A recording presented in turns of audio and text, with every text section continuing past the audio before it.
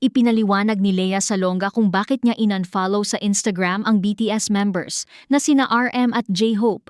Sa kaniyang Threads account, sinagot ng veteran Broadway actress at singer ang tanong ng isang fan tungkol sa issue matapos mapansin ng ilang netizens na wala na sa kaniyang following list ang dalawang South Korean superstars. Nagsimula ang usapin matapos makita sina RM at J-Hope sa concert ni na Usher at Chris Brown sa Toronto noong August 12. Nagkaroon ng mixed reactions mula sa fans dahil sa kontrobersiyal na history ni Chris Brown, kabilang ang kaniyang dating kaso na may kaugnayan sa pananakit kay Rihanna noong 2009. Dahil dito, may ilang fans ang nadismaya sa desisyon ni na RM at J-Hope na dumalo sa concert at makipagpicture backstage kay Chris Brown. Sa tanong ng fan kung nagbago na ba ang pananaw ni Lea tungkol sa issue, mahinahon niyang ipinaliwanag ang kaniyang panig. Ayon kay Lea, ang pagiging fan niya ay maihahalin tulad lamang sa isang butil ng buhangin sa isang napakalaking beach. Alam niyang ang kanyang actions ay hindi makakaapekto sa BTS, pero nauunawaan din niyang maaaring magdulot ito ng reaction mula sa ibang fans. Kinumpirma ni Lea na in-unfollow niya sina RM at J-Hope, pero nilinaw niyang ginawa niya ito para sa kaniyang sarili. Aniya, hindi ito ginawa bilang punishment o parusa sa dalawa.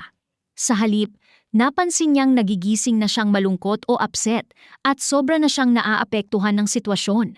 Para kay Lea, hindi na iyon healthy, kaya kinailangan niyang umatras muna para sa kanyang sariling peace of mind. Nilinaw din niya na hindi naman may utang na paliwanag sa fans sina RM at J-Hope. Ayon kay Lea, sila ay autonomous human beings na may karapatang gumawa ng sarili nilang decisions. Pero sa parehong paraan, sinabi rin niyang siya rin ay may sariling karapatan na gumawa ng decisions para sa sarili niya. Humingi rin siya ng paumanhin kung may nasaktan man sa naging desisyon niya, bagamat nilinaw niyang hindi iyon ang kaniyang intensyon. Sa kabila ng pag-unfollow, sinabi ni Lea na nananatili pa rin ang kaniyang malaking pasasalamat sa BTS. Ayon sa kaniya, dumating ang grupo sa buhay niya noong 2020 sa panahon na pinagdaraanan niya ang pagtatapos ng kaniyang marriage, ang pagpapalaki sa kaniyang anak, ang global pandemic, at maging ang occasional death threats dahil sa politika. Sinabi ni Lea na nailigtas ng BTS ang kaniyang sanity noong panahong kailangan niya ng tulong at hindi niya iyon makakalimutan.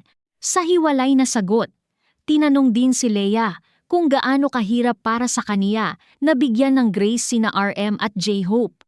Ayon kay Lea, sa ngayon ay hindi ito tungkol sa kung bibigyan niya ba sila ng grace o hindi. Mas tungkol ito sa pagbibigay niya sa sarili ng space para tumigil muna sa pagiging upset. Sinabi niyang binibigyan niya sila ng grace hanggat kaya niya at inuulit niyang hindi ito punishment. Para sa kaniya, hakbang lamang ito para balang araw ay muli niyang ma-enjoy ang music nang hindi ganoon kabigat ang kaniyang nararamdaman.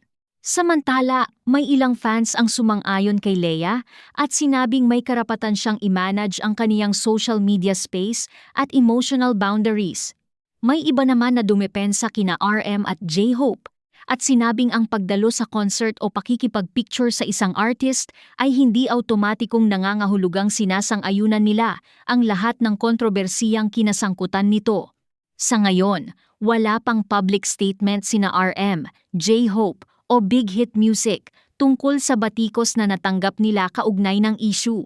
Bukod dito, naglabas din si Lea ng hiwalay na reflection tungkol sa accountability. Ayon sa kaniya, may nakita siyang mga lumang larawan niya kasama ang ilang taong tinuturing ng iba na problematic. Inamin niyang noong mga panahong iyon, hindi niya inakala na magiging malaking bagay ang mga larawang iyon, pero kalaunan ay nagdulot ito sa kaniya ng discomfort. Sinabi ni Lea na hindi na niya mababalikan ang nakaraan para baguhin ang mga nagawa niya, kaya ang kaya na lamang niyang gawin ay matuto, managot sa sarili at maging mas maingat sa susunod. Para sa marami, ipinakita ng pahayag ni Lea na posible pa ring mahalin ang isang artist o grupo habang may personal boundaries at values na pinanghahawakan.